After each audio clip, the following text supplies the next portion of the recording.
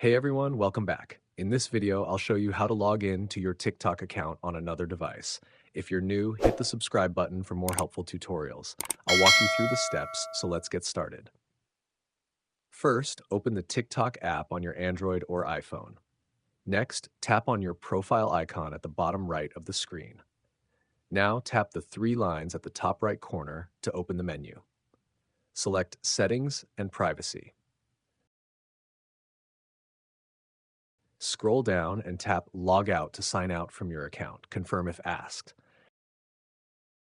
On your second device, install and open TikTok. Tap Login since you already have an account. Choose a login method, phone number, email, or a connected account like Google or Facebook. Enter your details and tap Login. That's it. Your TikTok account is now active on the new device. If you found this helpful, give it a like and subscribe for more tutorials. See you in the next video.